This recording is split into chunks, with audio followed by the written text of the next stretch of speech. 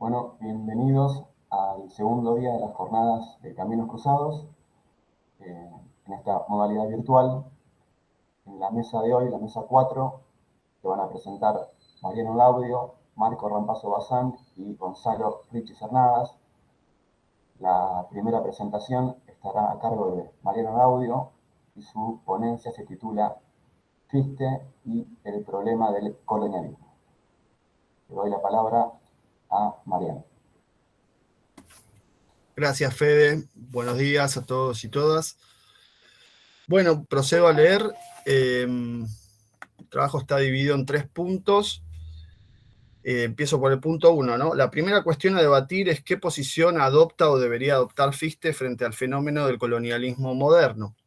En todo el arco de la producción fichtiana encontramos no solo una proclama fervorosa de la libertad, la autonomía y la autodeterminación de los pueblos, sino también un embate decisivo frente a cualquier forma de despotismo, desde su versión más dura e injusta, basada exclusivamente en un juego de fuerzas, hasta su versión más suave, racionalista y paternalizada.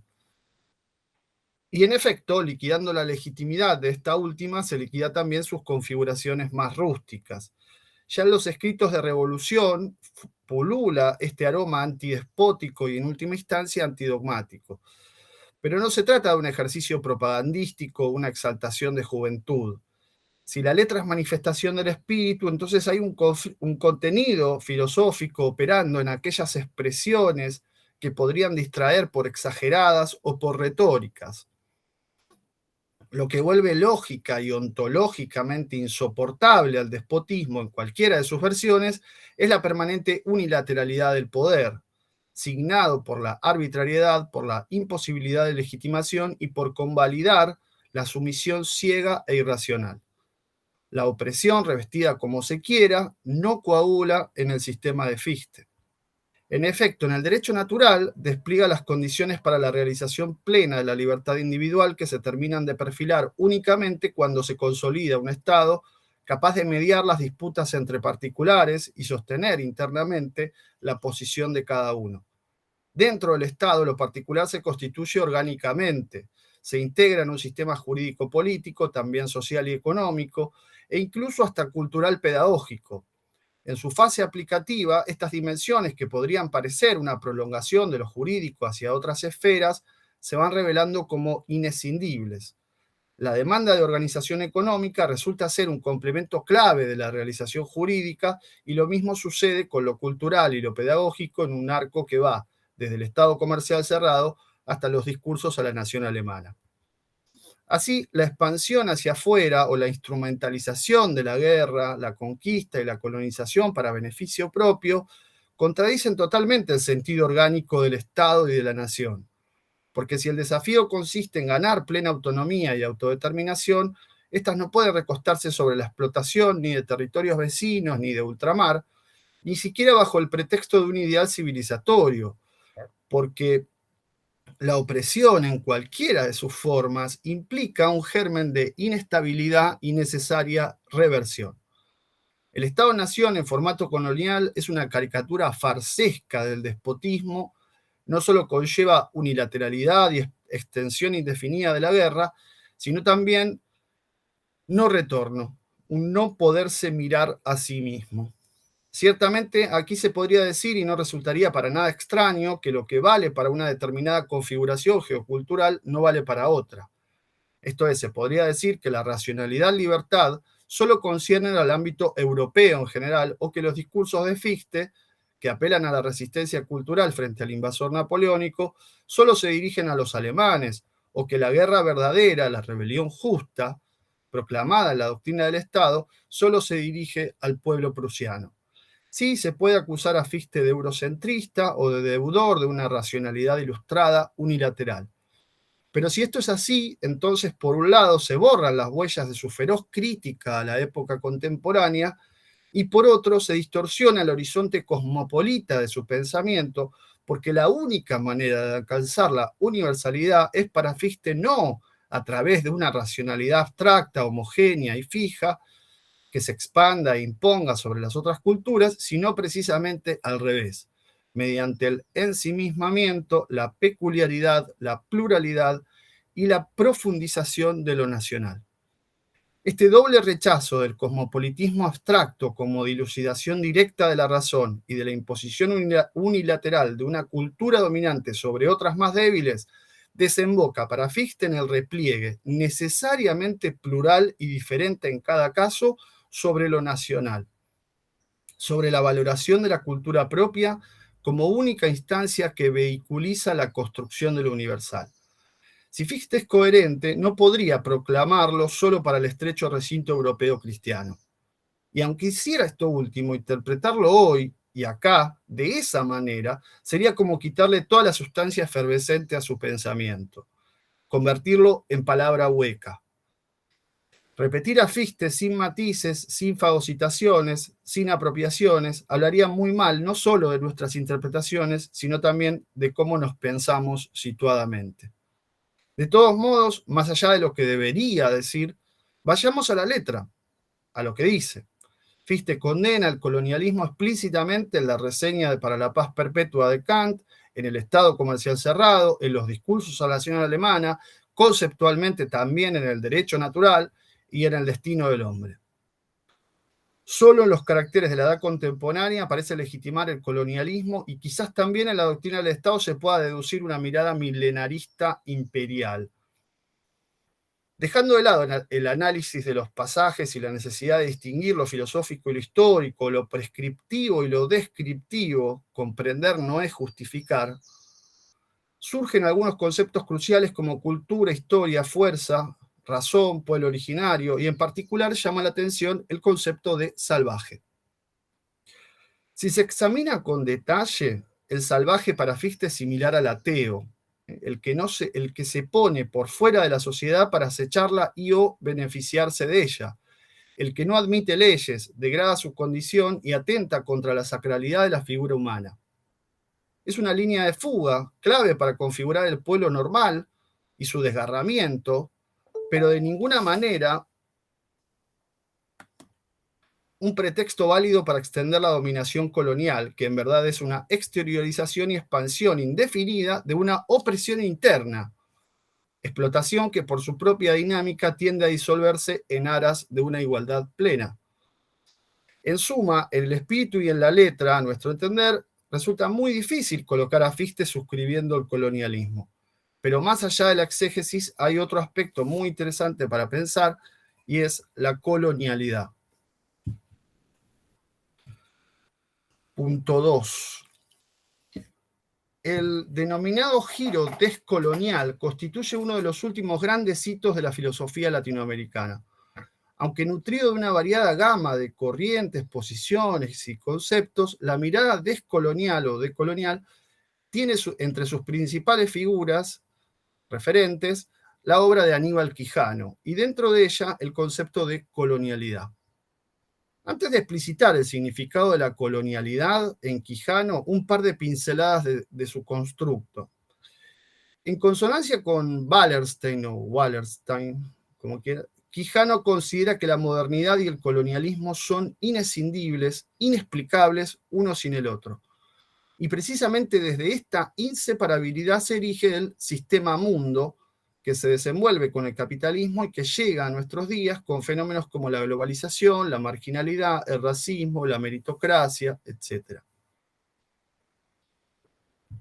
La racionalidad moderna eurocentrada incluye no solo una versión de la historia, una justificación de las desigualdades por naturaleza y un sentido evolutivo prescriptivo, sino también un modelo epistemológico que cinde artificialmente entre sujeto y objeto, que aísla al primero y lo coloca frente al segundo, obviando aquello que lo posibilita, la comunidad intersubjetiva. Además del artificio unilateral y distorsionante, dice Quijano, cito, la radical ausencia del otro no solamente postula una imagen atomística de la existencia social, sino también niega la idea de totalidad, lo que permite omitir toda referencia a todo otro sujeto fuera del contexto europeo, esto es, hacer visible el orden colonial. Fin de la cita. Para Quijano, el problema no es la idea de totalidad, sino su configuración homogeneizante, jerárquica y parcial excluyente. El concepto de colonialidad habilita una significación más profunda y compleja de la colonización, en la medida en que incluye una lógica que excede la mera dominación externa, el sistema mundo político, social, cultural, económico, etcétera, diseñado y aplicado durante el periodo de la colonia, e impulsa la mirada hacia procesos de dominación y de sumisión internalizados, que nos atraviesan e interpelan desde las independencias hasta el presente. Con la colonialidad, los límites o fronteras impuestas exteriormente terminan por coagular en jerarquías sociales que se visibilizan en la etnicidad. En otras palabras, la colonialidad sería la prolongación de la dominación colonial por otros medios. Dominación que parte de la conquista y colonización del imaginario de los dominados, la represión de sus concepciones originarias y la imposición de un modelo, de una imagen mistificada de los patrones del dominador. Dice Quijano, la cultura europea pasó a ser un modelo cultural, aspiracional, universal. Fin de la cita. En el caso de Latinoamérica, este proceso adquirió además un exterminio masivo de pueblos originarios. En efecto, para Quijano hay grandes diferencias entre la colonización iberoamericana y la britanoamericana. Por un lado, la primera se caracteriza por la modalidad tardo-feudal y la segunda por ser temprano-mercantilista, lo que llevó a la primera, o sea, la iberoamericana, a la subordinación y anexión y consiguiente mezcla, y a la segunda, a la separación. Por otro lado, mientras los ibéricos debatían acerca de si los indios tenían alma o no, que es el famoso debate de Ginés de Sepúlveda y Bartolomé de las Casas, los británicos directamente los reconocieron como naciones. Así, el reconocimiento o no de la totalidad social como tal aparece como un factor clave en la modulación de la colonización. Ahora bien, ¿cómo se articula la crítica a la colonialidad en la filosofía latinoamericana con la posición de Fichte sobre el colonialismo? ¿Acaso pretendemos sugerir que Fichte anticipa el problema de la colonialidad? De ninguna manera. Este tipo de enfoques destruye por completo el espíritu de los caminos cruzados. Más aún, ese tipo de enfoques coarta el desenvolvimiento propio de la filosofía latinoamericana. Así como Fichte dice que no necesita ampararse en el prestigio de Kant para sostener su doctrina de la ciencia, no necesitamos apelar a Fichte, y póngase acá el nombre que se quiera, Spinoza o Deleuze, para comprender una problemática tan nuestra como la colonialidad. Pero entonces, ¿para qué todo este rodeo? Me equivoqué en el título, tendría que haber puesto el Fichte y el colonialismo. Bueno, para dar un giro copernicano, nuestra hipótesis ahora es: no se entiende completamente el planteo de Fichte si no se apela antes al concepto de colonialidad. Punto 3. Para mostrar algo de esta hipótesis, tenemos que invertir el argumento inicial anticolonial. El problema no es convencer a los colonizadores sobre los inconvenientes que genera tal esquema de dominación, que eso es lo que hacía Fichte. De hecho, Fichte se queda sin palabras frente al pragmatismo político que aduce a aprovechar la situación favorable mientras dure. Tampoco podría decir que, en última instancia, la colonización no beneficia en nada al propio Estado, por más que las empresas coloniales sean siempre los negocios de los más privilegiados. El problema reside en pensar la colonialidad como internalización de la dominación. Y este es precisamente el drama que agita las primeras páginas de la reivindicación, ese pasaje hermoso donde dice: denlo todo, denlo todo, menos la libertad de pensamiento. Y que llega hasta los discursos, pasando por los innumerables pasajes y textos donde Fichte critica impiadosamente a su época. Justo en la crítica a la época, y en especial en su reversión propositiva, surge el tema de la colonialidad. Y de su resolución depende el desenvolvimiento conceptual y práctico de la liberación. Concentrémonos en los discursos. En la pars destruens podemos destacar tres aspectos. Uno, el desarrollo pleno del egoísmo, no solo arriba, es decir, en los gobernantes y en las clases cultas, sino también abajo, en el pueblo liso y llano. Dos, el fracaso de la educación anterior o vigente hasta ahora, en la construcción de un vínculo profundo en la comunidad. Tres, el extranjerismo de las clases aparentemente cultivadas, con la consiguiente superficialidad, diletantismo y adulación de una lengua muerta. Desde luego, estas críticas a la época contemporánea y en concreto a la cultura alemana no agotan el repertorio del diagnóstico de Fichte, pero al menos ofrecen un panorama. Del otro lado, la pars construens. 1. La formación de un gran yo comunitario. 2. La fundación de una nueva educación que lleve a la regeneración del vínculo. 3. La resistencia cultural a partir de los caracteres más propios como la seriedad, la laboriosidad y la lengua viva. Ahora bien, ¿cómo se pasa de la pars destruens a la pars construens?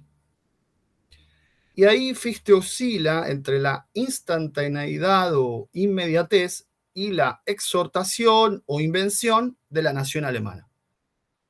Pero entre la resolución mágica y la palanca voluntarista hay un dato que cambia el color del asunto, que lo torna mucho más concreto.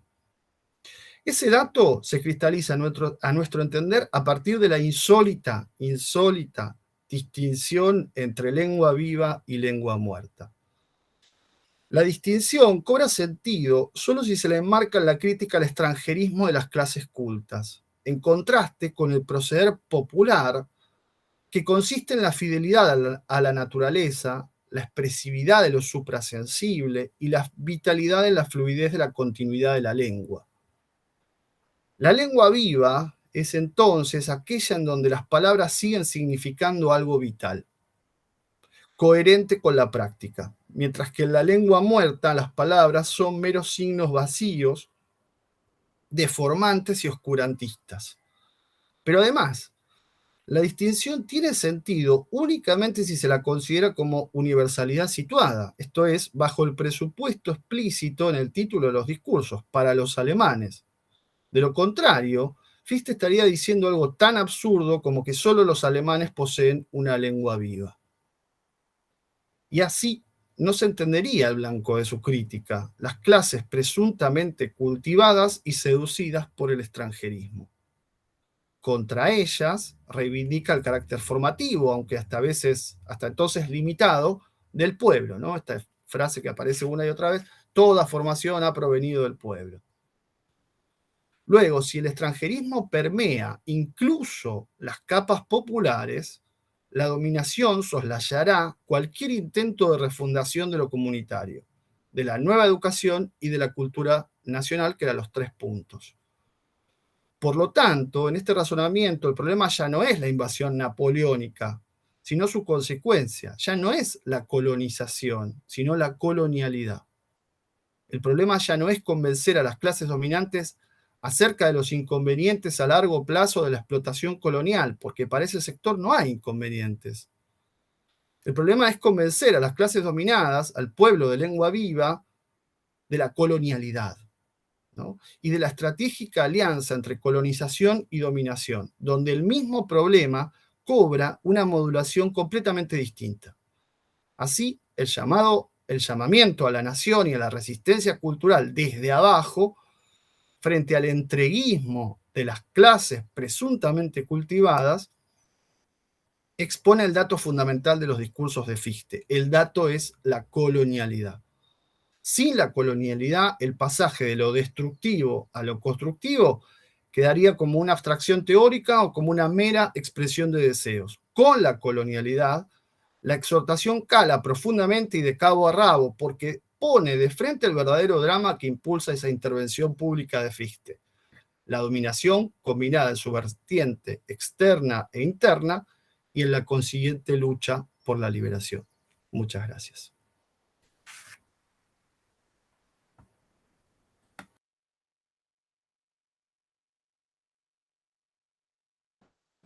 Muchas gracias, Mariano. Continuamos con la jornada. jornadas. Es el turno de Marco Rampazo Bazán, que presenta su ponencia titulada Fichte y la resemantización de la democracia. Hola, Adelante, Marco. sí. Hola, buen día a todos y a todas. Una alegría estar con ustedes. Me gustaría mucho, sí, mucho más poder estar presencialmente, pero bueno, esa es la situación y me permite también de estar de una forma virtual con ustedes. Yo sí, pido de antemano disculpa por el hecho que va a ser así, una lengua un poco mestiza. Entonces estoy hesitando así de tal vez compartir el texto en la pantalla, tal vez sea más fácil, pero bueno, el texto no es de grande calidad, pero a lo mejor puede ayudar.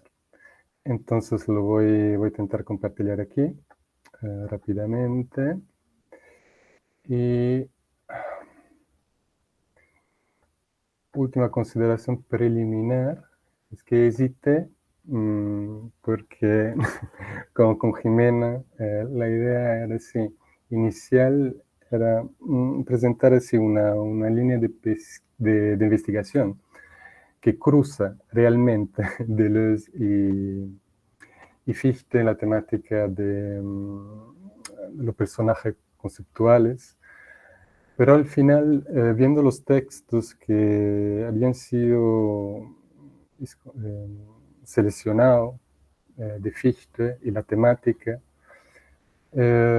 opté por presentar una reflexión, digamos, entre exactamente los textos que fueran disponibilizados sobre la temática de la democracia, entre, digamos, la reivindicación, la justificación jurídica, texto de la disputa sobre el ateísmo y el derecho natural.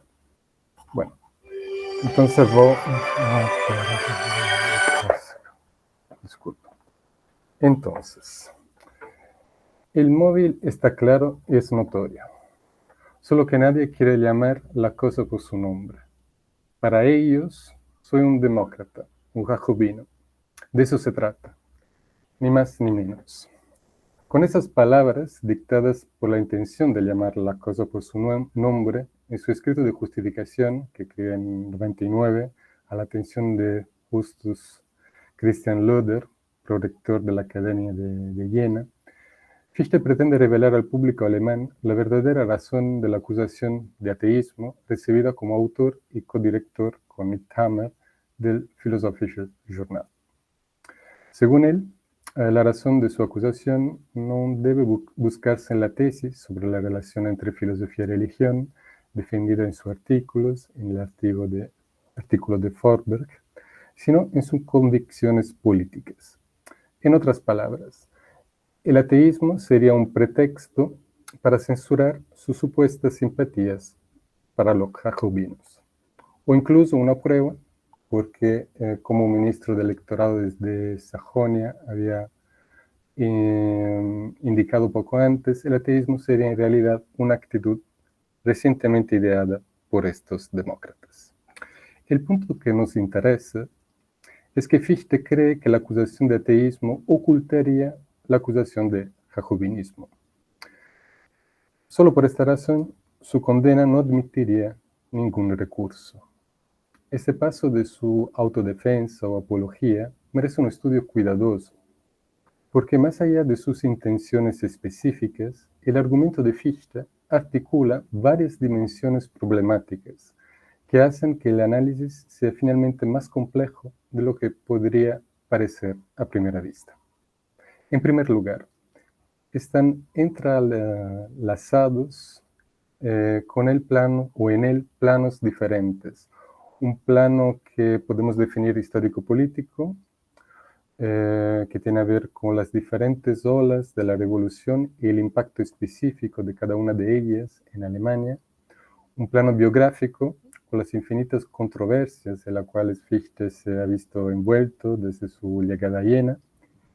y histórico-filosófico, con la definición de las relaciones entre filosofía, religión y derecho a partir de los debates sobre la Ilustración alemana tardía. Cabe destacar, es el foco de la intervención, que los términos democrático y público, que ocupan una posición central en su argumentación de 99, son de hecho ambos sujetos, precisamente en el periodo de tiempo que se considera, es decir, la última década del siglo XVIII, a una profunda transformación semántica, que lo hace verdadero su propio concepto de lucha. Es una expresión de Koselleck, Kampfbegriffe. Estas transformaciones semánticas constituyen así indicadores de politización progresiva de las categorías de la doctrina del Estado o del derecho natural. Una politización que atornilla su tratamiento y problematización filosófica entre la doctrina del derecho y la acción política, es decir, entre la teoría y la práctica. En el momento que se redefinen los códigos y los temas de discusión de los eruditos entre sí y con el público. Concentramos entonces nuestra atención en primer lugar en la forma en que Fichte articula ese conjunto problemático en su apología. Después de revelar lo que dice ser lo real motivo, la real motivación de la acusación en su contra, invita a la opinión pública a reflexionar sobre lo que realmente significa ser un demócrata, un jacobino. Propone entonces entender como un demócrata a alguien que instaura el régimen constitucional democrático o que sustenta, digamos, que el régimen constitucional democrático como el único legítimo y recomienda su institución. A continuación, distingue dos maneras en que se podría entender la tesis mencionada. Por un lado, digamos, como una tesis científica, y por el otro, como un proyecto de un partido político. Ahora bien, la expresión de una tesis en forma de reflexión sobre la mejor constitución o orden de gobierno posible en el debate entre estudiosos no debería, en definitiva, ser confundido con su formulación como objetivo de una acción política organizada y, por lo tanto, potencialmente subversivo. Sería solo en este último caso que la convicción democrática podría convertirse en objeto de una violación de la legislación vigente. Sobre esta base, Fichte reivindica el derecho a formular un dictamen en general, es decir, apoyar una convicción, una tesis de carácter político, jurídico, en el campo científico, sea no democrático, declarándose al mismo tiempo completamente ajeno a toda actividad política finalizada a subvertir el orden establecido. En su opinión, además, si se sometieran a un análisis cuidadoso, un examen cuidadoso, ni siquiera sus tesis sobre el orden democrático podrían motivar la acusación, está tácita o ocultamente dirigida a él. Si sus detractores hubieran dado la pena de leer la página que dedicó a la democracia en el fundamento del derecho natural, donde él declara haber puesto su visión madura contra la forma democrática de gobierno, fácilmente ellos se habrían dado cuenta de la falta de fundamento de sus prejuicios u acusaciones.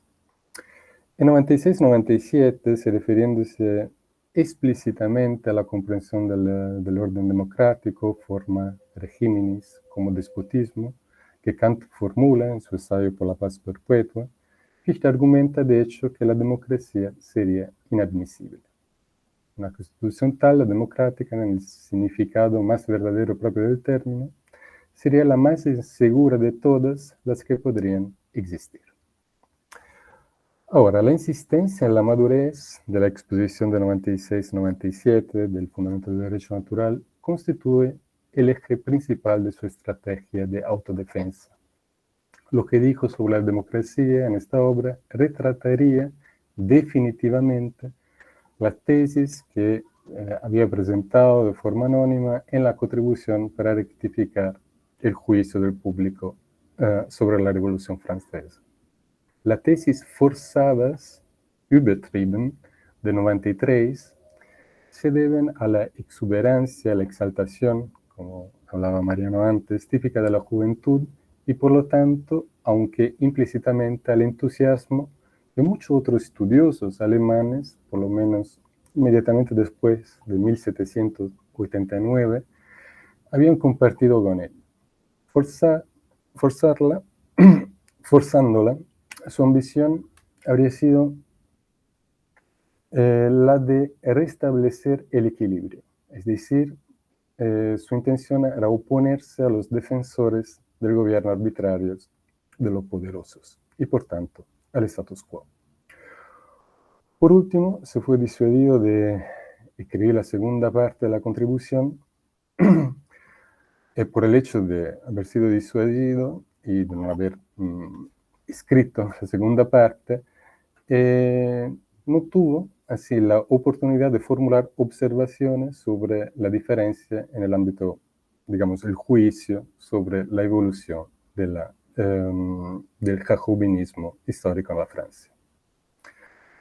Ahora, a los que hoy pueden sorprenderse por la combinación que Fichte hace en 99 de democrático y jacobino, en la medida en que este último término se ha convertido en una categoría transhistórica, expresión de una actitud maximalista o extremista, cabe recordar que en la Goethezeit, en la zona, digamos, en el área geográfica de habla alemana, esos términos son en realidad utilizados como sinónimos, tantos por aquellos que se definen como democrático jacobino, cuanto por sus oponentes. Sin embargo, esta equivalencia nos interesa particularmente porque constituye un indicador de la transformación semántica del término democracia a partir de la experiencia y de la evolución histórica del movimiento jacobino. En otras palabras, encarnando progresivamente la instancia de radicalización de la revolución, las fases del jacobinismo histórico transforman semánticamente el término democracia, dándole nuevos significados, politizándose en gran parte los usos antiguos, hasta que transforman estos últimos, haciéndolos así obsoletos o por lo menos marginales, lo que genera una serie de ambigüedades y ambivalencias en el debate. Esta transformación semántica rápida y no lineal encuentra una ilustración clara en una observación que poco antes de la caída de Robespierre, Gentz formula en el prefacio de su traducción en alemán de la Considération sur la nature de la Révolution de France et sur les causes qui en prolongent la durée, del contrarrevolucionario suizo Mallet de Pin. Traducción un poco casera, pero la ignorancia del verdadero curso de la revolución y la falacia de la evaluación de sus diversas metamorfosis en Alemania, como en otros países. Cada partido democrático se divide en una serie de pequeños partidos, cuya diferencia se basa en errores, pero que es en sí y por sí misma completamente correcta.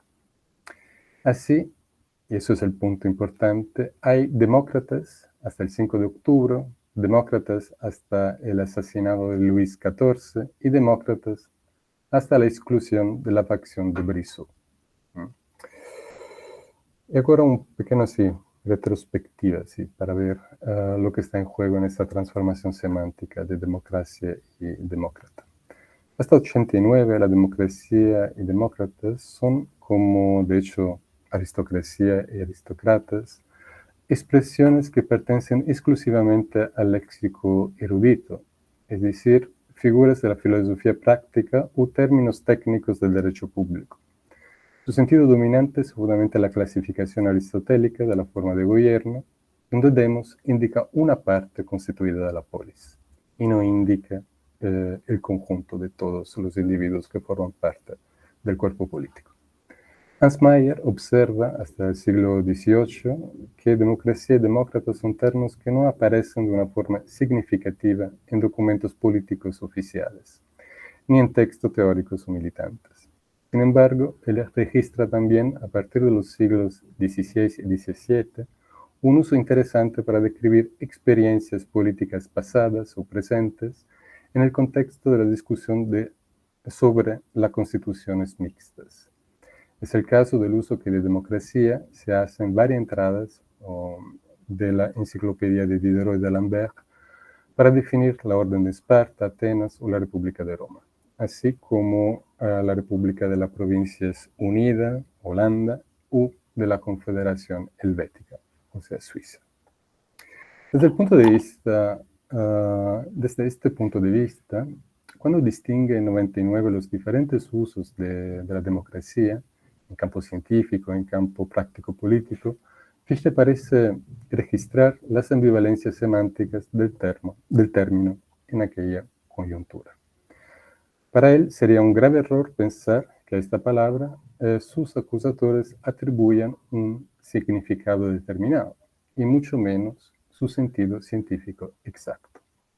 Con significado determinado, Fichte expresa esencialmente el significado tradicional que acabo de mencionar. De hecho, la crítica al orden democrático, en el fundamento del derecho natural, cae en mucho sentido en un tratamiento clásico del tema en el marco de los Staatsrecht. Por otro lado, incluso Rousseau entiende con democracia el gobierno de todo el pueblo o la mayor parte de las personas. Como mencioné, también considera, se puede lembrar también que considera en su forma pura de democracia directa como una forma inadecuada para la grande realidad política como los estados-naciones europeos, y una forma que se podría eventualmente proponer para estados pequeños, como el caso de Suiza u Córcega. Sin embargo, cabe destacar que ni siquiera los jacobinos franceses habían imaginado la democracia en términos tan radicales, o al menos, por lo menos, Robespierre rechaza catégoriquement ese significado. La démocratie n'est pas un état où le peuple, continuellement assemblé, règle par lui-même toutes les affaires politiques. Et encore moins, celui où 100 000 fractions du peuple, par des mesures isolées, précipitées et contradictoires, décideraient du sort de la société entière. Un tel gouvernement n'a jamais existé et ne pourrait exister que pour ramener le peuple au despotismo. A pesar de las clasificaciones que Robespierre silencia o digamos, rechaza como vulgares, acabamos de ver que en realidad corresponde a los criterios tradicionales para distinguir la forma de gobierno. Pero, es el punto importante, en los discursos de Robespierre la democracia se convierte principalmente en un sinónimo de república. Eso es algo que acompaña la transformación semántica que está en el foco de la atención. Y el punto importante anexo es que democracia se comienza a solidarizar con la noción de soberanía popular. Como mostró Rosan Vallon, el lema democracia representativa surge justamente entre 1791 y 93. Ahora bien, para Robespierre, démocraticos es el Estado où le peuple, guidé par des lois qui sont son ouvrage, fait par lui-même tout ce qu'il peut bien faire y par délégué tout ce qu'il ne peut faire lui-même. Ese es un aspecto importante, porque en 99 Fichte omite especificar que habló, en realidad, en el fundamento del derecho natural, también de otra forma de democracia en el marco de las constituciones mixtas. Y se trata de democracia en el sentido estrecho, en el cual se prevé una representación, la délega de la autoridad de gobierno, lo que está implicado en la citación de Robespierre. Ahora bien,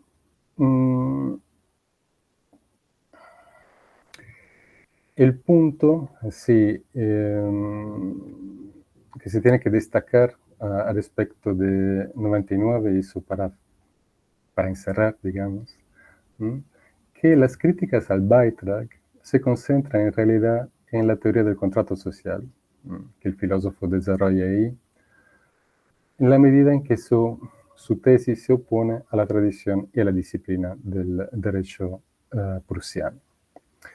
Fichte propone tratar el contrato social como un simple contrato privado, legitimando la posibilidad para cualquier contrayente a su disolución unilateral.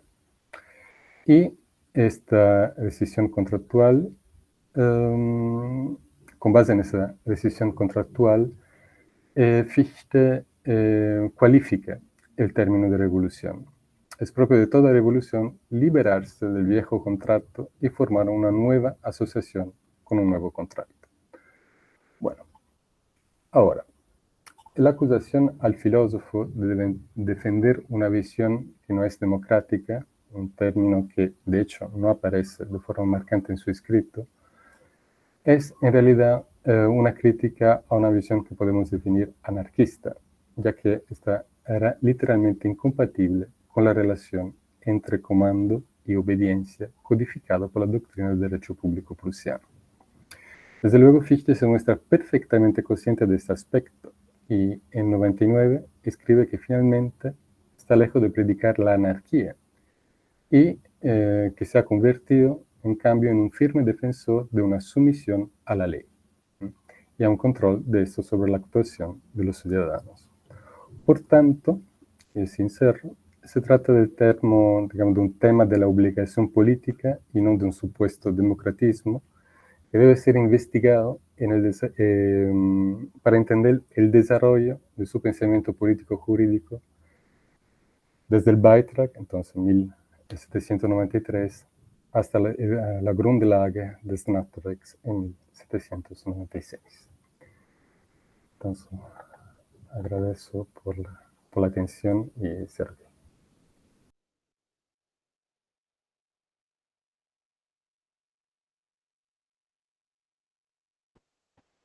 Muchas gracias, Marco. Continuamos con la ponencia de Gonzalo Ricky Cernadas, que se titula Deleuze y Spinoza sobre el poder y el Estado. Bueno, ¿qué tal? Buenos días a todos. Estoy contento de participar en estas jornadas. Bueno, un poco lo que quería hacer es ver qué relaciones puede haber entre Deleuze y Spinoza, como decía el título de mi ponencia, en relación a las concepciones que tiene cada uno sobre el poder y el Estado. Y de alguna manera, para poder formular la hipótesis que va a regir esta ponencia, un poco voy a decir que es la manera en que Deleuze lee a Spinoza, en particular la forma en que Deleuze trabaja la distinción spinociana entre potente y potestas, la que informa la propia concepción que Deleuze tiene sobre el Estado.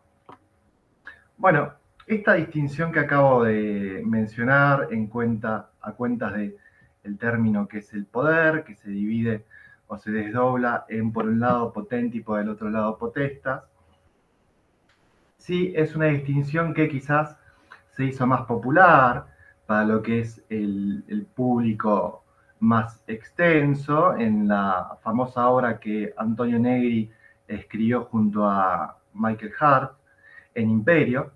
En particular, bueno, ahí Hart y Negri referían a que en un rastreo etimológico del término poder hacia el concepto de pose, denominaba justamente la actividad productiva de la multitud, mientras que a partir de la modernidad, pose dejó de ser una acción constitutiva para transformarse en apenas una fuerza de la resistencia.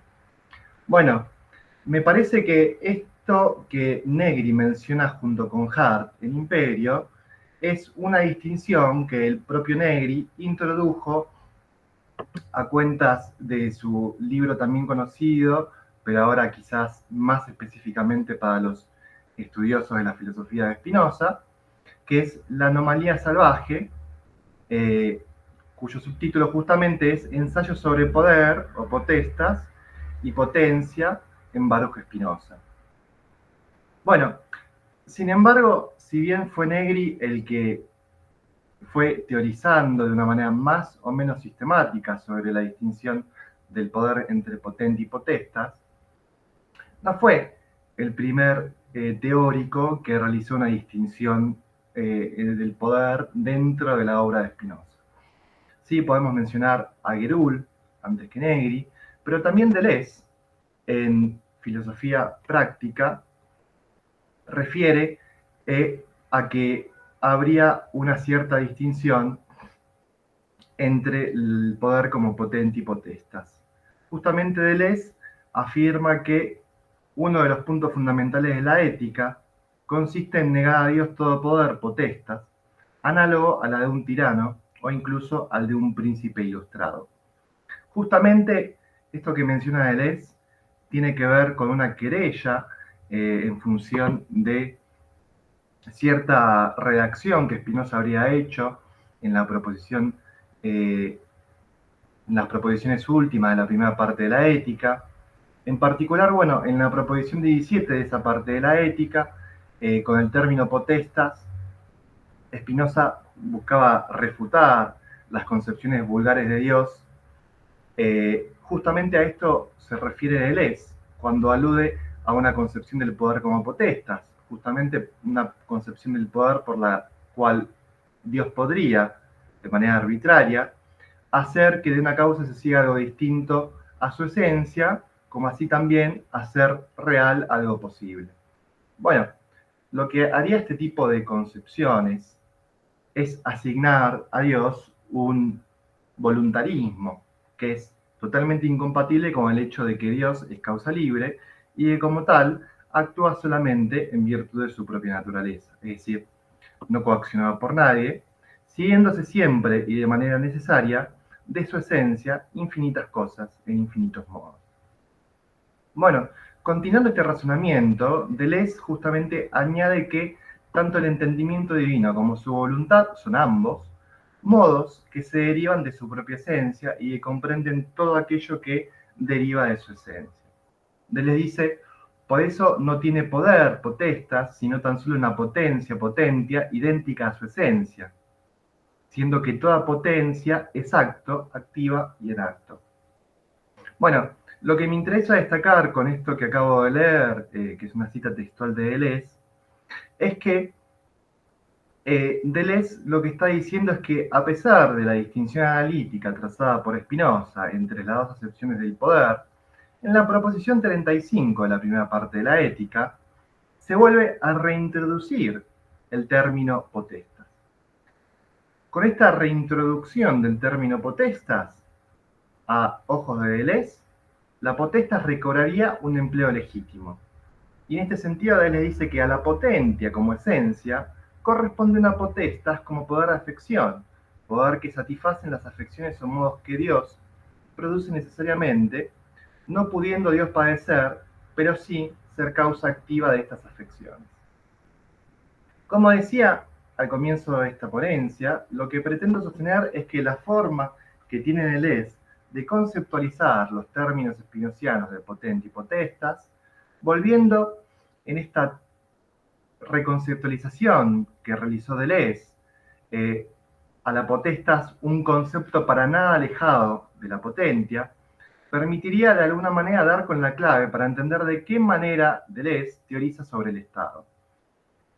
Creo que de acá se pueden derivar dos cosas, independientemente de si se concuerde con Deleuze, que esta distinción potentia-potestas puede aplicarse solamente a cuentas de Dios. Lo primero que me gustaría señalar es que, creo yo, la lectura que hace Deleuze reduce la potestas a la potentia, esto es, la potestas se equipararía a la potentia, haciendo que haya cierto elogio de la potentia en detrimento de la potestas. Esto es algo que quizás aquí no se advierte mucho, pero que en su famoso abecedario, Deleuze, a cuenta de la letra J, Joy, es decir, sobre la alegría, afirmó que no hay potencia mala, sino que lo que hay son poderes malos. Lo segundo que me gustaría hacer es ver cómo esa ecuación podría aplicarse en una dimensión netamente política, es decir, ver de qué manera, más allá de la intención del propio Deleuze, su concepción sobre la potente y la potesta podría declinar en un sentido político. Creo que si queremos ahondar en este sentido, sobre la teorización que Deleuze tiene sobre lo político, en particular sobre la relación que establece con el Estado, sería sumamente interesante no obviar aquella obra que escribió junto a Félix Guattari, titulada Mil Mesetas. Lo que me interesa rescatar allí es la teorización que estos dos autores tienen sobre la cuestión estatal a cuentas del binomio Estado-máquina de guerra. Es cierto que estos dos pensadores afirman allí que siempre ha habido un Estado muy perfecto y completo. Es preciso entender esa afirmación de una manera en que no implique, como hace Clastres, una teoría evolucionista del desarrollo del Estado a partir de formaciones sociales primitivas, entre muchas comillas. Siguiendo este razonamiento, la única forma de evitar una teoría sobre el origen del Estado que no sea una teoría evolucionista, tautológica y también podríamos decir autolegitimadora, es plantear que el Estado siempre ha existido ya, al menos de una forma abstracta, en la forma ideal de un Urstadt. Ahora bien, si el Estado es eterno en este particular y preciso sentido, lo mismo será propuesto para su contraparte, que es la máquina de guerra. Entre ambos, Estado y máquina de guerra, dicen Deleuze y Guattari, parecería haber una relación de exterioridad. O dicho quizás de otra manera, es la máquina de guerra la que es exterior al Estado, porque su propia lógica es totalmente irreductible y su organización se encuentra dirigida de lleno contra el Estado. Frente al Estado monolítico y límpido, la máquina de guerra aparecería en cambio como polimorfa y difusa. La máquina de guerra, en este sentido, aparece como una mente nómada que se opondría al sedentarismo y a la civilización estatal. Ahora bien, no quiero pasar tampoco por alto la forma en que Deleuze y Guattari entienden al Estado, es decir, como una forma concernida a capturar un territorio, desterritorializándolo y territorializándolo al mismo tiempo, como si su propiedad fuese justamente el Estado, como algo que delimita un campo de interioridad, el Estado como conservación o perpetuación de los órganos de poder. El Estado entonces como aparato de captura regido por una lógica vertical, esto es, controladora. Frente a semejante conceptualización del Estado, aparecería fuera de este justamente la máquina de guerra. La máquina de guerra se yergue contra el Estado y escapa a su captura. La máquina de guerra inventa un espacio exterior y nómada que busca escapar a la interioridad estatal. Para ir un poco redondeando, me parece, y esto lo arrojo como una conclusión tentativa, que Deleuze podría ser conceptualizado como un pensador contra el Estado. Es decir, si bien no se advierte un ensalzamiento entero hacia lo que junto con Guattari Deleuze denomina como máquina de guerra, creo que existe una tematización no menos elogiosa de ese concepto que en toda ocasión hace minar la potestad estatal. De acá me gustaría desprender otra segunda consecuencia, que me parece que es difícil dar con una teoría que aprenda una complejidad en la relación entre Estado y máquina de guerra y que en cambio se decanta quizás por una concepción que sostiene que existe una oposición entre Estado y máquina de guerra, sin analizar, al menos en un sentido teórico o abstracto, una codeterminación, implicación recíproca sobre determinación, llámese de la manera en que se quiera, que habría entre ambos términos del binomio. Pero no sin arrojar estas conclusiones, me despido sin realizar dos últimas advertencias a modo de justamente alertar sobre la manera en que yo he leído esta obra de Deleuze y también la que hizo Deleuze junto con Guattari. La primera es que no soy un especialista en Deleuze, como así tampoco soy un especialista sobre Guattari, así que a confesión de parte estoy abierto a recibir cualquier crítica, rectificación que se exija a esta ponencia sobre una mayor elaboración o adentramiento teórico sobre la obra conjunta de los franceses. La segunda, sí, es una confesión que tiene que ver con lo siguiente, que mi lectura de Deleuze y Guattari se encuentra de manera evidente preelaborada por el conocimiento que tengo de la obra de Antonio Negri, sobre quien me he especializado en mi tesis de maestría.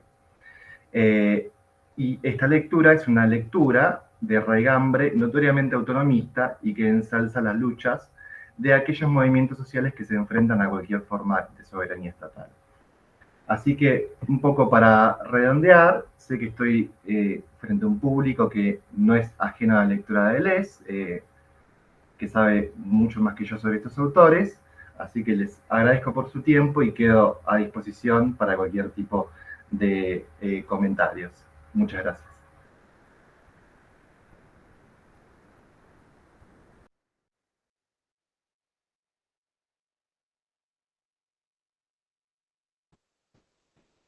Muchas gracias, Gonzalo. Propongo pasar ahora a las preguntas de los participantes. Si les parece, están todos de acuerdo, podemos hacer algo que se hizo en algunas otras jornadas, que es poner la palabra pregunta en el chat, y según el orden en que ponen pregunta, pueden tomar la palabra. No sé si están de acuerdo con esa modalidad. Creo que hay buenas respuestas, así que quien quiera hacer una pregunta puede escribir ya mismo la palabra pregunta en el chat.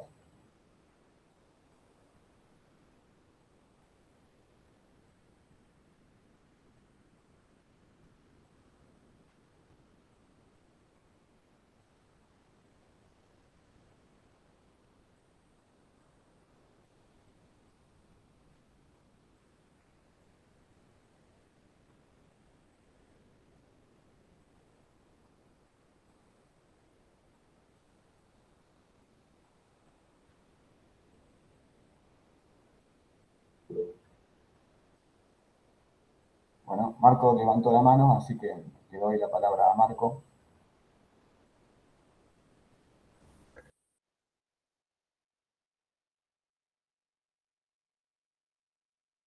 Está silenciado, Marco. Sí, yo tengo así una pregunta para Mariano, sí, una curiosidad. También sí, está un poco su ponencia en la continuidad de una discusión que estamos desarrollando en estas semanas. Entonces, sí, un punto me gustó mucho, así, en general, la ponencia y cómo colocado la cuestión. Tengo una pregunta, sí, sobre una expresión que me llamó la atención y que me interesa en general, de ese autor que no leí, entonces soy completamente ignorante, que es Quijano, si entiende bien el nombre. Y ese punto de imaginarios de los dominadores. Porque parece así ser un foco así muy importante de toda esta cuestión de la colonización y de la colonialidad hoy en América Latina. También así un punto que efectivamente coloca de manera muy problemática una cierta forma ingenua que por veces así se percibe en ese debate, ¿no? Es decir, estamos del lado de acá y entonces somos buenos, somos dominados, etc. Y las cosas son mucho más complejas, como tú mostraste. Y esa cuestión del imaginario se vuelve así, una cuestión eminentemente política. Entonces, así, también una cosa que me parece así, interrogar, cuestionar, exhortar a la filosofía en su papel social, trabajar sobre el imaginario y trabajar justamente sobre las fuentes, digamos, inconscientes o ocultas de ese imaginario. Y porque me parece, sí, también que en esa forma, también positivas de contrariedad, digamos, a la orden constituida, de criticar cómo somos gobernados, para utilizar así una expresión Foucaultiana, ¿no? Esa cuestión del imaginario es central y muy, muy delicada, ¿no? Porque muchas veces es la manera en la cual surgen, para parafrasar Deleuze y Guattari, así formas de fascismos, así de izquierda, ¿no? De fascismo latente, ¿no? Y eso es un primer punto. Segundo punto que me llamó la atención, que me parece ser una pista súper interesante, es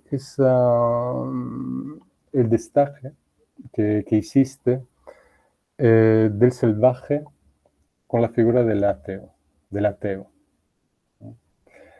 Porque efectivamente ahí me parece que hay un límite, ¿no? Como acredito que sí, creo que lo colocaste bien, ¿no? Un límite en el uso, en la apropiación crítica, entusiasta de Fichte. ¿Mm? Porque al final todo funciona, yo tengo esa impresión, con base así en un fundamento teológico político. En otras ocasiones así destaqué eso, pero en ese punto me parece que retorna y me parece una cuestión central en la relación y en la traducción posible de formulaciones fichteanas en lenguas, digamos, de los pueblos originarios. Me gustaría mucho experimentar cómo se podría traducir y qué sentido hace la doctrina de la ciencia, otro texto de Fichte, en una lengua de un pueblo originario. Pues yo creo que sí, en el contexto de una lengua, digamos, europea, ¿no? O sea, en chino o en japonés podría ser interesante, pero yo creo, pensando en América Latina, ese punto me parece bien, bien central. Era eso.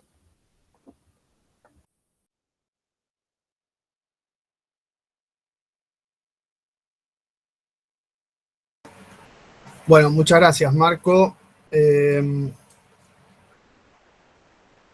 Me parece muy importante lo que decías de separar la visión ingenua, ¿no? El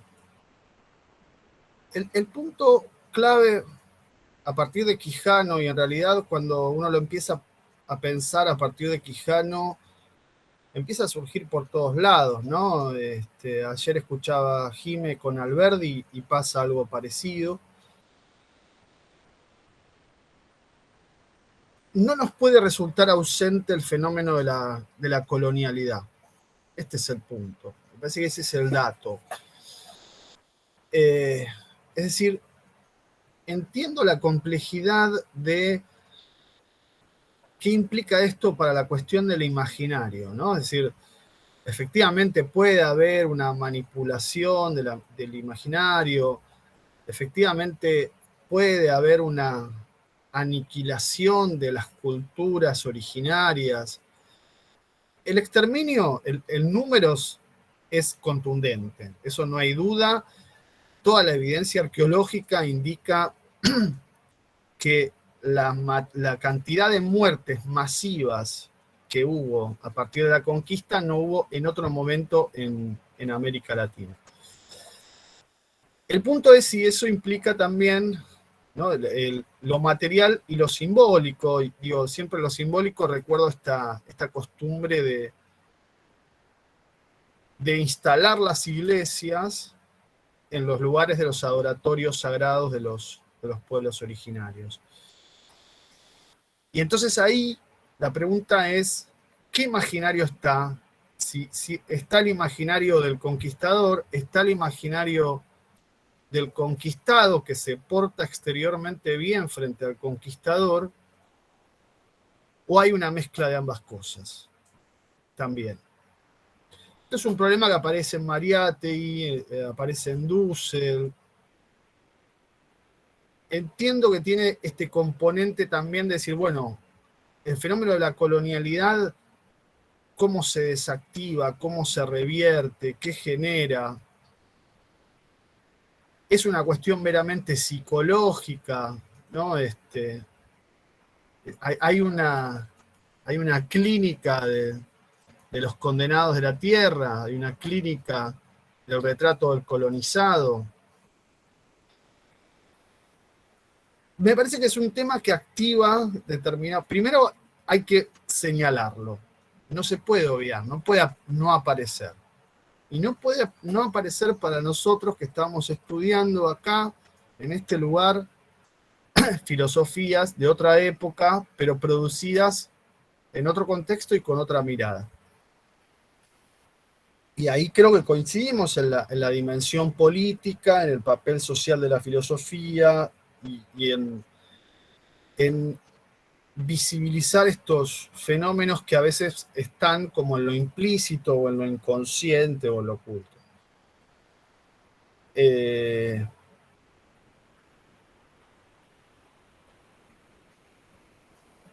Pero entiendo que el punto es complejo, ¿sí? En el caso de Quijano es contundente, ¿no? Para él la modernidad y la colonialidad son fenómenos inescindibles y van perfectamente de la mano, y me parece que tienen esta laxitud o esta amplitud de permitir enlazar cuestiones de colonización, lo que vos hablabas en otra ocasión de la segunda independencia, ¿no? Con la cuestión de la colonialidad, cómo efectivamente se llega a una instancia de autodeterminación o autonomía plena. Y además, entrelazados con otras cuestiones que son muy actuales. El problema de la etnicidad es un problema muy complicado en América Latina, ¿no? El problema de los cuerpos, de los géneros, de las distintas formas de luchas que se van estableciendo es realmente muy interesante, es muy heterogéneo y muy complejo. Pero, bueno, me quedé por ahí pensando un poco el tema de lo último que dijiste en el primer comentario, que es la cuestión de las formas de fascismo latente, ¿no? La otra cuestión, la del salvaje, fue ahí, digamos, creo que hay mucho más para hurgar, pero me llamó mucho la atención ese concepto. Probablemente habría que sentarse a mirarlo un poco más. Y la cuestión de la lengua de los pueblos originarios y de cómo se podría traducir, sí, es realmente un problema, ¿no? Toda la cultura oral, en el caso de América Latina, tiene todo un problema, y bueno, lo que se charlaba ayer en la mesa, que es qué significa la cuestión del originario, ¿no? Que en este contexto, y bueno, los discursos y también los caracteres.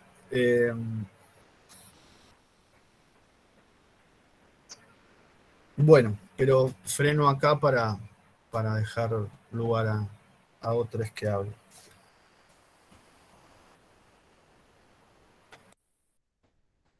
Está anotada Sandra con una pregunta. Hola, ¿me escuchan? Sí. No, una pregunta, yo tampoco conozco a Aníbal Quijano, me encantó, Marian. No, te quería preguntar esto, esta inescindibilidad de modernidad y colonialidad, o sea, modernidad, colonialismo y colonialidad, ¿sí? ¿Él cómo resuelve eso? O sea, ¿qué significa entonces? Que hay que abandonar, o sea, si van de la mano, si nos queremos sacar de encima la colonialidad, hay que sacarnos de encima la modernidad.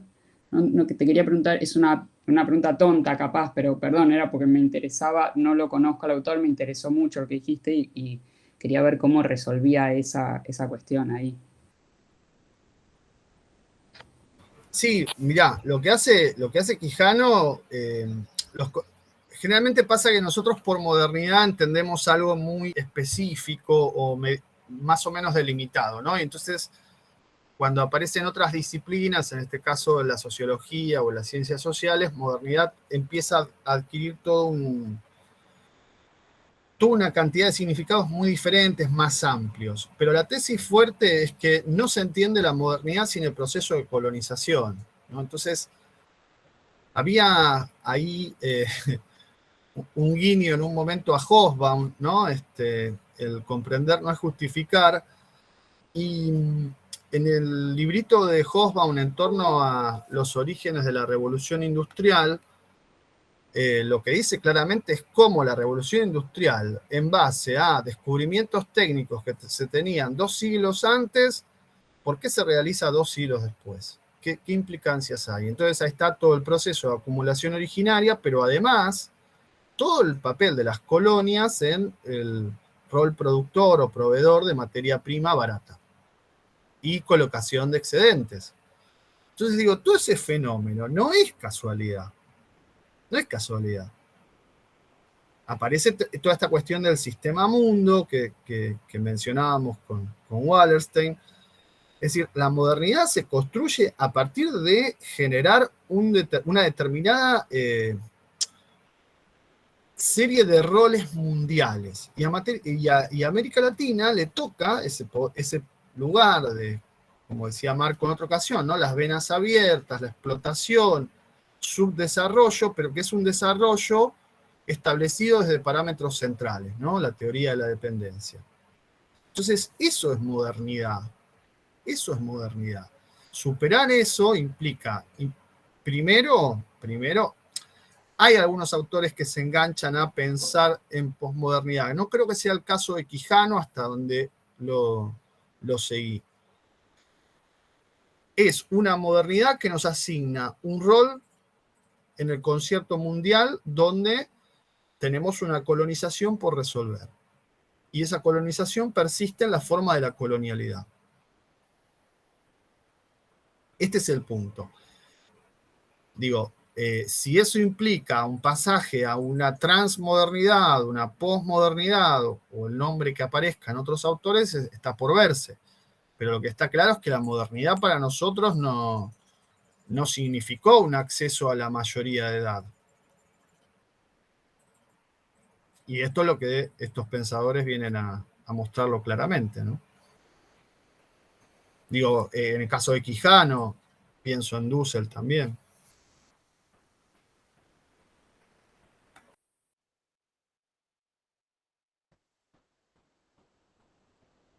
Gracias, Sandra y Mariano.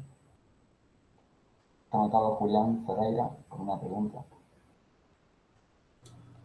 Bueno, muy buena la mesa, felicito a todos sus participaciones. Bueno, María, me pareció extraordinario tu trabajo, muy altamente malevizante, te felicito mucho. Y esta cuestión, este giro que haces hacia este giro copernicano que señalás, me parece muy, muy importante para todo lo que venimos charlando ayer también, y bueno, tantas otras veces. Me parece que es una propuesta bien interesante para abordar nuestra filosofía, no como, mirá, ya estaba tal, está tal cual, qué sé yo, sino bueno, leamos tal a partir de... Bueno, me encanta. Y también me pareció muy bueno el argumento, que también había aparecido ayer, si no me equivoco, en la ponencia de Lucas, casi seguro.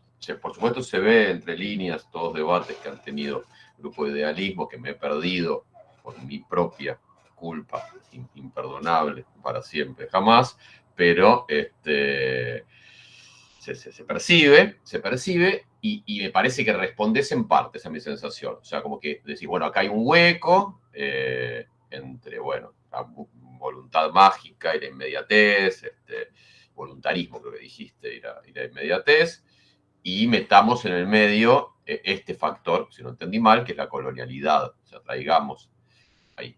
No termino de ver, o sea, y también veo totalmente cómo impactan nuestros debates ya más locales respecto, bueno, la política, nuestra coyuntura, por qué ganan las derechas en con las características que tienen acá, digamos, donde uno puede decir, bueno, hay colonialidad, claramente, me parece que se ve, es un buen argumento. Lo que no termino de entender es cómo este paso que en tu argumentación aparece como a resolver el problema de la parálisis entre la inmediatez y la buena voluntad, bueno, pero ahora ¿qué hacemos? Está bien, estamos colonizados, o no, cada uno de nosotros, mayoritariamente, por momentos, o ahí fluctuando a la hora de las urnas. ¿Cómo se resuelve? ¿Cómo se resuelve? ¿Cómo la educación? O sea, habías dicho 3 factores, perdón, te pido disculpas, recuerdo la educación, me parece insuficiente. Bueno, en fin, o sea, me parece que todavía falta resolverlo. O sea, es un diagnóstico más que un camino, me da la sensación. Y después tengo algunas dudas respecto de cómo se integraría, o sea, primero, o sea, según tu argumento, esto no debería estar en FISTE. Esto lo trae Quijano. O sea, si solo está en FISTE porque lo traemos de Quijano. Ese es el argumento del giro copernicano. Entonces, ahí donde digo, pero ¿cómo impacta en todo el coso? ¿No? Está al lado del colonizado, del oprimido, como fuerza transformadora, habría que pensar, pero en el marco de un Estado, de las características que FISTE define, ¿no? Entonces, bueno, ahí empieza la bruma respecto a todas esas cuestiones, pero para mí, no para vos, si ustedes si podés reponer cómo termina de completarse y si este lugar de los dominados que se descolonizan, digamos, se integra o no con el resto de la estructura política más estatal, derecho. Y respecto a Marco, no sé si se puede, pero a mí lo que me quedó mucha curiosidad es lo que no hiciste y vas a hacer. ¿Cómo era el cruce entre FISTE y Deleuze que te imaginabas y no nos trajiste? Si podés contar un poquito, que sea nuche de qué trata.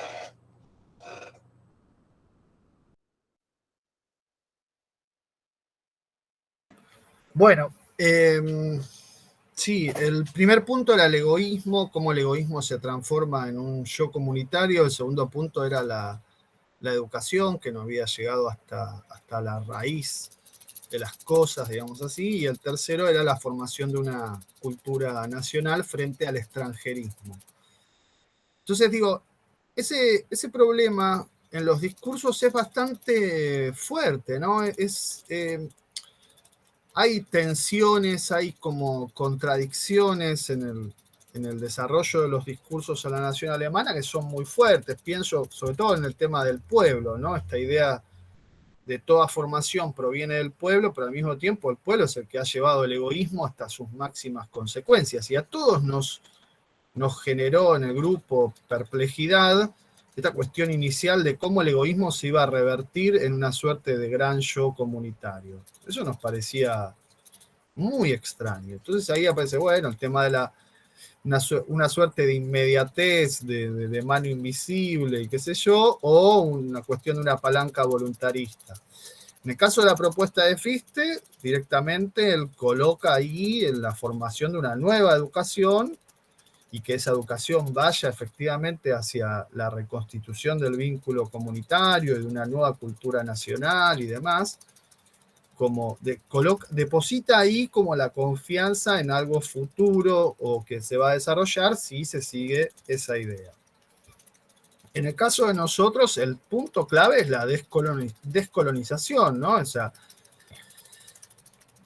vos viste que, y de hecho lo reconocías, eso es una fuerza, hay una cuestión de tomar conciencia de qué significa ser oprimido, qué significa ser colonizado, qué significa alojar al opresor, qué significa contribuir a un sistema de dominación. En el caso, ahí me parece que es clave entender cómo funciona hoy la colonialidad en sus enormes y muy diferentes ámbitos, ¿no? No es solamente una cuestión de un gobierno. La colonialidad está, no sé, en la explotación de las mujeres, en los femicidios. Colonialidad te lleva a patriarcado inmediatamente y hay toda una lucha ahí para pensar y para promover y para profundizar.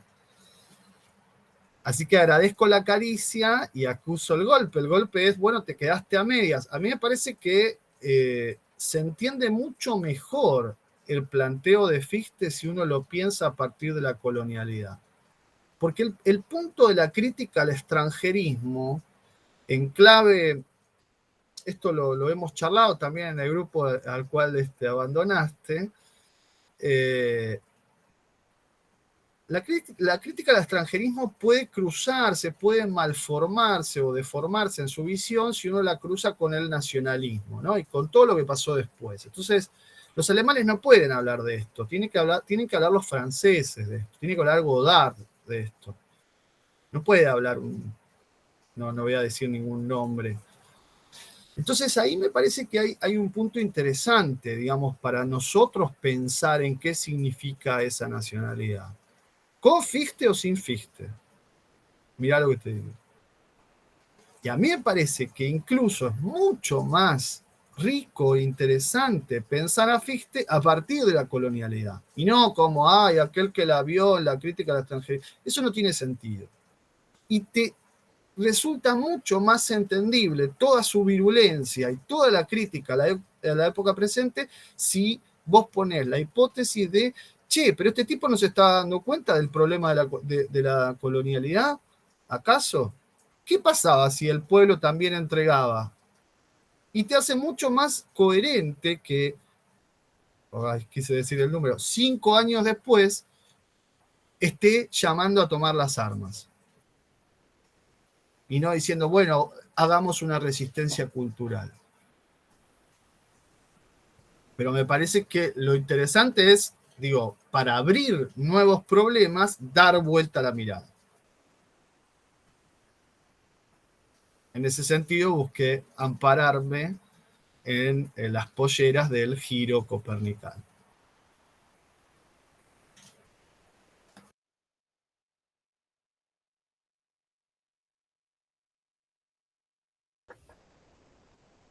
Bueno, yo aprovecho así de de la interpelación para decir una cosa, lo último que decía Mariano.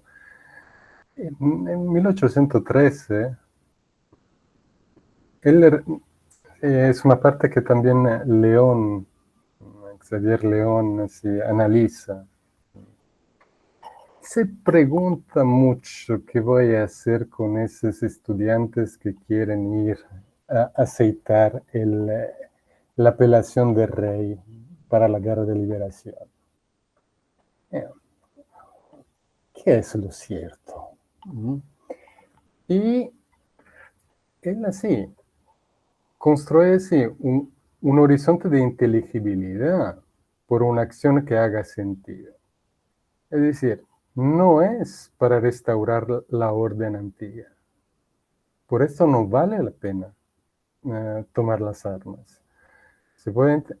Hace sentido si el objetivo es instaurar una orden nueva. Si eso se torna así, si se vuelve un proceso constituyente y que prevé, en la lógica que él propone, esboza, la abdicación del rey en favor de una república. Entonces, ese es el criterio. Yo creo que ahí hay elementos interesantes y que pueden también responder, creo, a la cuestión de Julián, ¿no?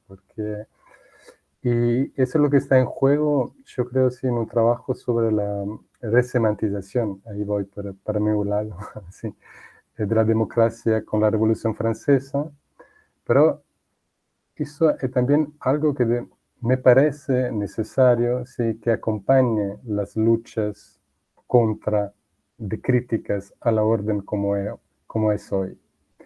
Porque muchas veces los modelos que se retoman son modelos policiales. O sea, la imagen es muy, el ejemplo, sí, es muy claro. Muchas veces para defender derechos de las minorías, por ejemplo en la universidad pública, se toma una serie de medidas policiales. Entonces, más Estado policial, censura lo que no se acorda con la reivindicación. Y ahí me parece estar algo muy equivocado, porque eso puede así mudar rápido y reforzar el sistema de dominación. Yo creo que ahí hay un trabajo que es efectivamente así, político-filosófico y investe, digamos, envuelve la cuestión del imaginario. Porque imaginario, en un sentido fuerte, son también los conceptos con los cuales pensamos. Y que asumimos que pensamos libremente. Hasta un cierto punto. Los conceptos, así, no tenemos siempre una conciencia de la orientación de esos conceptos, la construcción de nuestro pensamiento. Ahí hay algo que implica, yo creo, sí, también una actualización, esa es una dirección por la cual quiero trabajar, del problema de la alfabetización de Paulo Freire. O sea, tomar conciencia de los conceptos, trabajar, que forman así las herramientas, digamos, que utilizamos para comunicar, para establecer un problema político, una cuestión política exacta. Julián, no voy a escapar de la cuestión. Es un proyecto que tenemos con Jimena.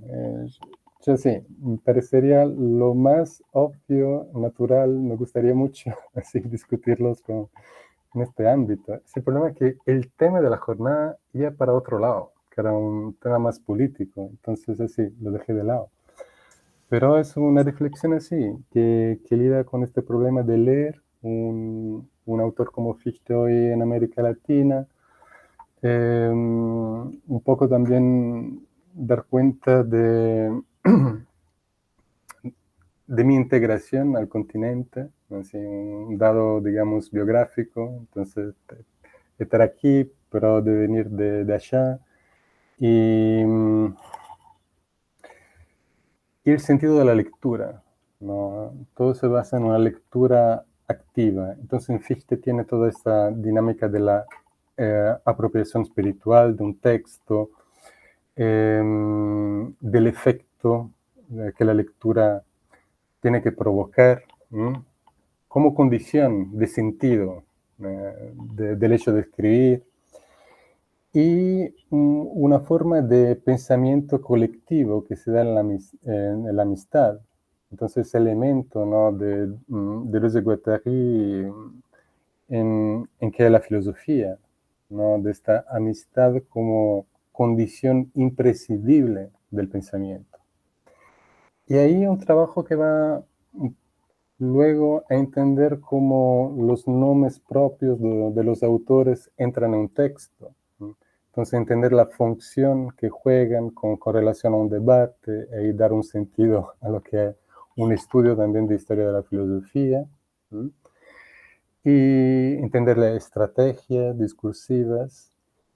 Y también, así, como esbozo que está ahí, cuestionar esa última apropiación de Deleuze, de Fichte, y ver que ahí tiene algo a ver con el idealismo trascendental. Y ahí recuperas así todos los elementos de una exhortación, de la ilustración kantiana, etc. Sí, hacer una gira, así, una construcción que hace comunicar varios ámbitos y al mismo tiempo, sí, permite de comunicar de algo que me parece, sí, muy vinculado a la realidad concreta de nuestra práctica, sí, en la universidad. Leer. Bueno, para la próxima no, hacelo, queremos escuchar. Deberíamos, hace poco con Marco hicimos la presentación del proyecto, de este proyecto, frente a al grupo de investigación de la Universidad de Espíritu Santo, que es donde trabaja Marco. Deberíamos organizar algo así también con ustedes. O sea, hacer la presentación del proyecto con ustedes y seguro sería como muy enriquecedor porque, o sea, claramente habría... sería un desafío plantearlo en términos que sean... ¿cómo decir? O sea, que seguramente ustedes podrían hacer mucha contribución también. Pero bueno, es como un proyecto en el que ya estamos hace tiempo.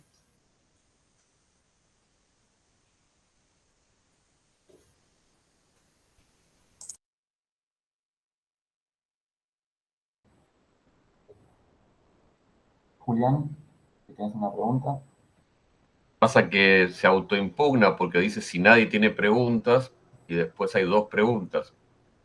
Está bien. Entonces no es una condición retórica, sino que es una Y condición. bueno, pero Bueno, no quiero yo decirlo, ya está. Ahora me quería dice la enganchar, palabra. Juli, si me permitís, Juli, Sí, para preguntarle a Marco, ya que estaba hablando, le quería dale. Bien. Uno, son 3 preguntas.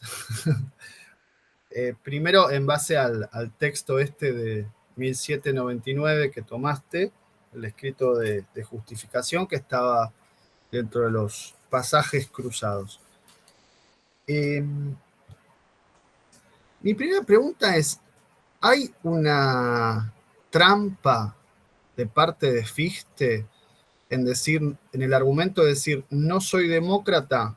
Lo dice en un sentido del sistema de gobierno, lo que hoy desde Jean Talmus diríamos la política, pero no en un sentido de lo político.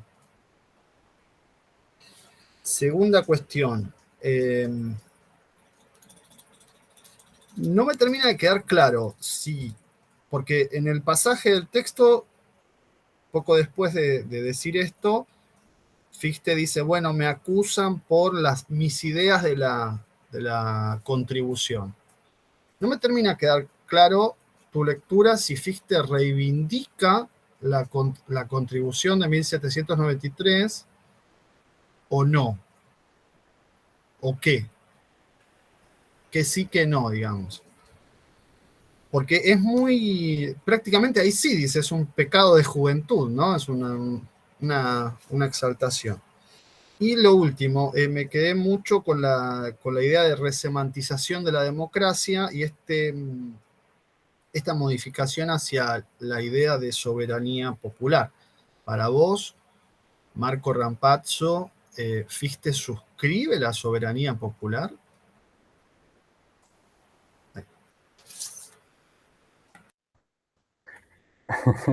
Otra pregunta para 3 congresos futuros. Una trampa.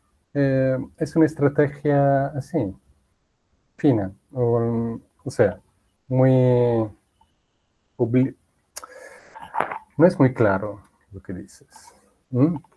Y juega con malentendidos, cosas que, o sea, primero punto, me acusan de ateísmo, pero la verdad me acusan por mi posición política.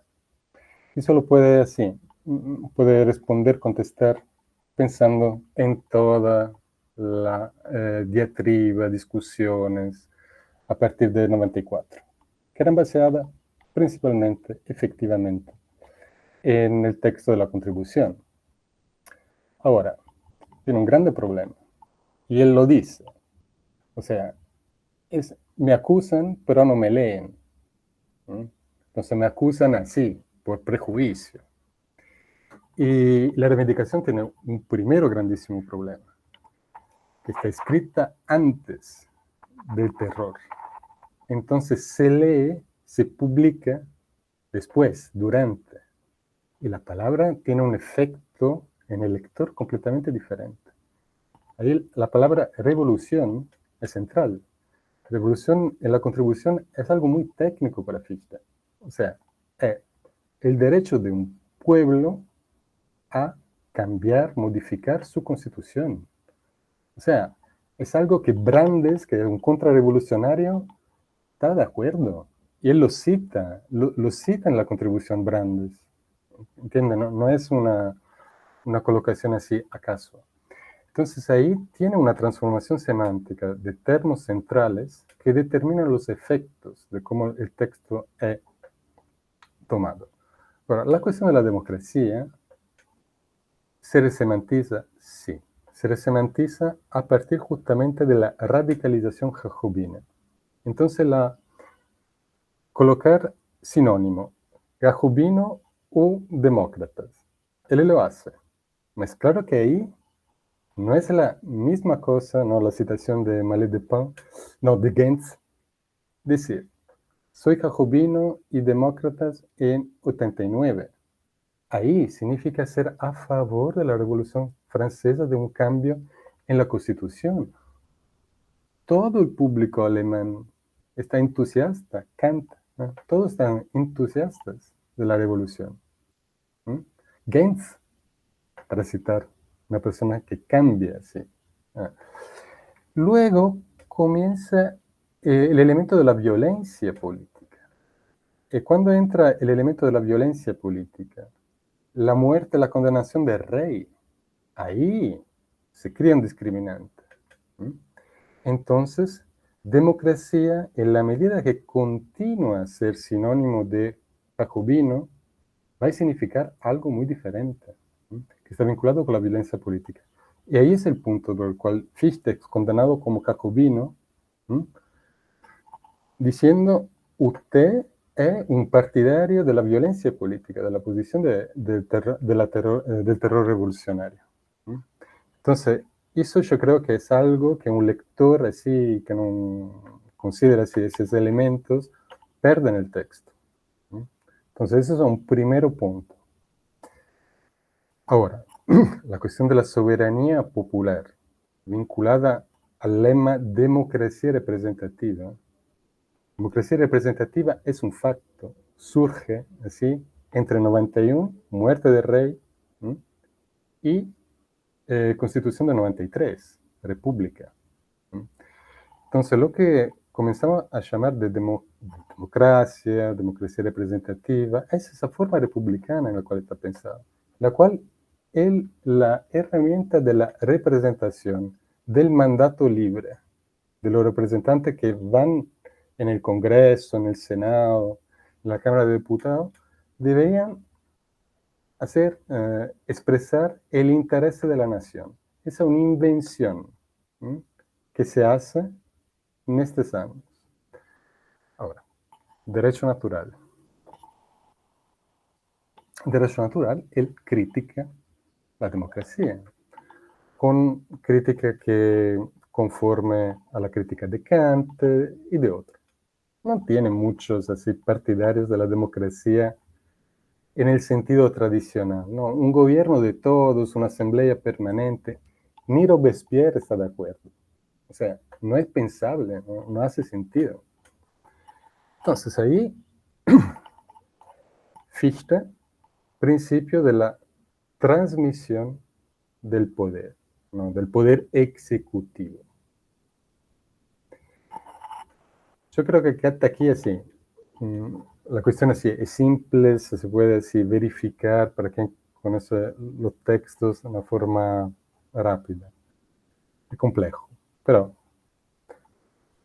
la cuestión de la soberanía popular es un poco más compleja. Fichte no habla de poder legislativo, habla de poder ejecutivo. ¿Y por qué? Y yo creo que el ruso es fundamental para entender ese punto. En particular, una parte del contrato social que normalmente, digamos, no se lee, es la parte final del tercer libro, el inicio del cuarto libro, del contrato social. El problema de la muerte del Estado. Tiene, sí, una forma de degeneración, digamos, clásica del Estado. Puede ser que el gobierno comienza una usurpación de la soberanía. Hizo el despotismo, técnicamente hablando, por Rousseau. Usurpación de la autoridad soberana. Claro que Rousseau no admite, no piensa, no tiene elementos para pensar una representación moderna, pero bueno, también no estaba en la Revolución Francesa, no se sabe lo que podría haber pensado. Pero en Fichte, ese elemento es fundamental, sí. Yo creo que se queda ese elemento rousseauiano. El poder legislativo está en el pueblo, ¿no? Y funciona, espera. Y funciona en la manifestación de la opinión pública. O sea, ahí voltamos a la cuestión del imaginario de los dominados, ¿no? ¿Por qué? Porque yo acredito, si tomamos en serio el punto que una modificación de la Constitución, ahí tiene la parte sobre la administración suprema, digamos así, los funcionarios con más alto cargo, los administradores del Estado en la ética. ¿Cómo se puede modificar el contrato social? Se puede modificar si el gobierno, quien tiene el gobierno, reconoce en el pueblo un entendimiento superior del vínculo social. Y ese elemento yo creo que se tiene que vincular con el criterio para justificar, para legitimar un estado provisorio, un Notstaat, un estado producido históricamente, que es el siguiente, que tenga un fomento, la posibilidad de un progreso de la Aufklärung, en sentido amplio, lato sensu, ¿no? De la inteligencia colectiva. Entonces ahí se instaura un elemento que es eminentemente político, ¿no? Que se da en esa inteligencia superior. Yo creo que ahí, y si vas a ver, yo creo que también la gente no prestó la necesaria atención, ¿no? También si piensa en Filonenko, por ejemplo. El espíritu de la letra, crítica a sí mismo. Sí, bueno, pero pierde de vista el punto. Él entra en el contrato social, está leyendo Rousseau, está reflexionando en la formulación del pacto, ¿no? Y ahí no significa que pega Rousseau, pero piensa al dispositivo, conservando una orientación rousseauiana. Entonces el poder legislativo está en esta inteligencia colectiva. Y ahí se juega, yo creo, también la cuestión del imaginario de los dominados y la posibilidad de que abra un punto de vista político. Más o menos sería esto.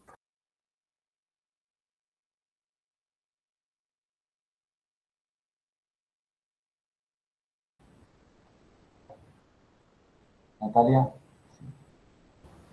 Bueno, ¿qué tal? Voy a tratar de hacerlo muy breve, que ya estamos demoradas.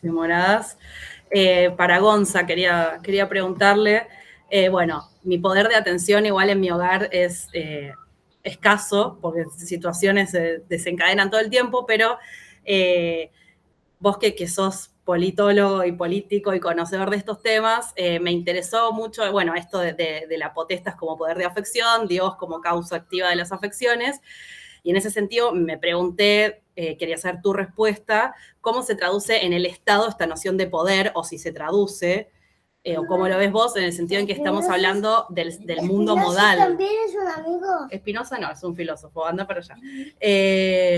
Estamos hablando del mundo modal, de las cadenas causales, de las interacciones que se producen entre las afecciones, la duración. Entonces, esta potestas como poder de afección, como Dios en tanto causa activa, no tiene esa significación. Entonces, ¿cómo se traduce eso en el Estado? O si es que se traduce esta noción distintiva que Deleuze diría que digamos, que recobra su sentido legítimo, ¿cómo se traduce eso en el Estado?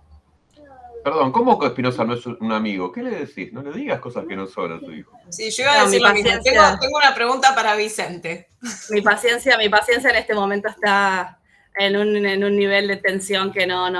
Las respuestas racionales ya hace un rato que ya dejaron de funcionar. Pero que vivan los afectos, Nati, que vivan los afectos.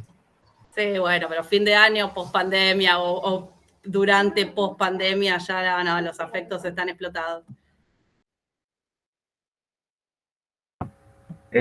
Bueno, gracias Nati por la pregunta. Sí, efectivamente soy, para el resto de las personas, soy politólogo político, no, o por lo menos todavía no lo sé, pero sí, a ver, un poco en la forma en que entiendo yo, que está atravesada un poco por mi grilla interpretativa negrina y autonomista, de la cual bueno, Negri retoma mucho de Deleuze, pero un poco hasta donde entiendo Deleuze, lo que hay no es tanto una teorización o una conceptualización de la complejidad del Estado, sino que a lo sumo lo que hay es, de vuelta, siempre a mi entender, es de qué manera pueden hallarse o encontrarse otros tipos de organización paraestatales, es decir, que no son propias del Estado. De vuelta, un poco en mi conceptualización simple, por lo que veo es en Deleuze, que denostando quizás un poco, sé que hay trabajos distintos a mi lectura, pero quizás que escapan un poco a este denostamiento de la potestas y por otro lado al elogio de la potentia, pero esto redunda básicamente en que no hay una ponderación demasiado, sí, puedo así decirlo, elogiosa o que considera de una manera de tipo positiva, virtuosa al Estado, y se aboca así a teorizar o ver de qué manera pueden concitarse organizaciones que vayan más allá del tipo de organización estatal, ¿no? Por lo tanto, se piensa un concepto de política que va más allá del paradigma estatal. Eso es todo lo que tengo que decir al respecto por el momento. Gracias de vuelta, Nati, por la pregunta.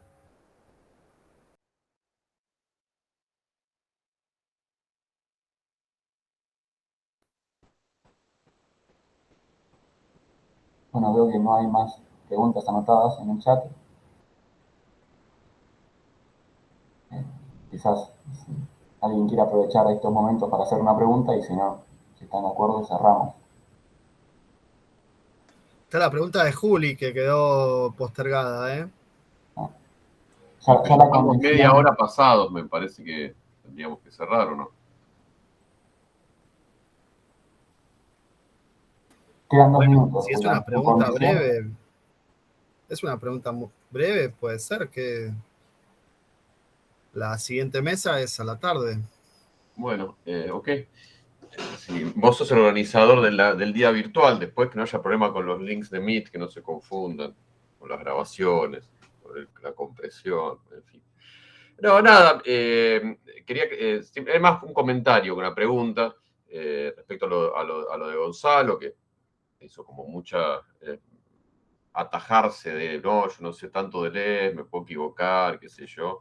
Y bueno, no, pero quiero decir, de mi perspectiva, lo que él dice es, bueno, mayoritario en los estudios deleuzianos, el autonomismo es la corriente principal de la lectura. Tenemos a Stulbark acá en Argentina, que trabaja en esa línea hace mucho tiempo. Paul Pelbart en Brasil, sin irnos de Latinoamérica, es absolutamente mayoritario. Así que en ese sentido yo creo que no sé por qué no debería haber una preocupación por la letra de Deleuze. La única pregunta que uno tendría que hacerse, me parece, es qué es lo que uno quiere, no lo que dice Deleuze. ¿Qué es lo que va a resolver los problemas que tenemos como colonizados y lo que tenemos como explotados y oprimidos y violentados? Las grandes asambleas populares o un Estado que nos ampare. Y después, cuando uno tiene esa pregunta, va y lee lo que quiere, de acuerdo a lo que quiera leer. Es como lo que decía Mariano, vamos con nuestra pregunta. Después lo que dijo Deleuze, bueno, el problema de Deleuze ahí sentado en su departamento de París en la década del 60 y del 70.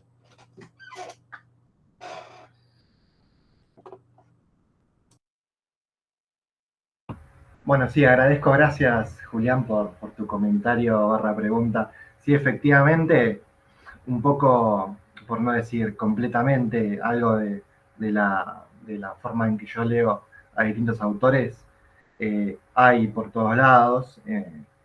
Un poco, tengo que decir, bueno, un poco en su momento, en la defensa de mi tesis de maestría hablé, pero un poco la forma en que tengo que leer estos autores está asignada un poco por la propia experiencia personal como habitante de la provincia de Buenos Aires, pero también de la Argentina, que me marcó profundamente a mí en su momento los acontecimientos que se precipitaron en diciembre de 2001, y tengo toda una lectura, bueno, en función de cómo ha aprendido acá en Argentina el autonomismo, en función de todos estos movimientos sociales que venían desarrollándose antes de ese evento, que se desarrollaron durante y que se desarrollaron también después.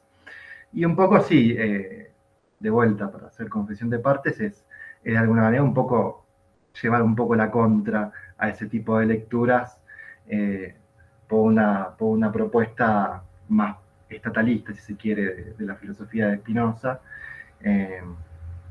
Y bueno, un poco también eso informa la forma en que leo a Deleuze también. Así que, bueno, de vuelta, gracias, Julián, por el comentario.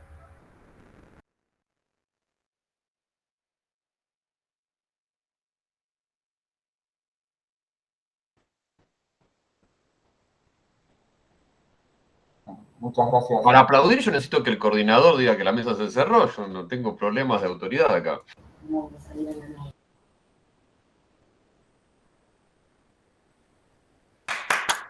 Gracias a los tres expositores.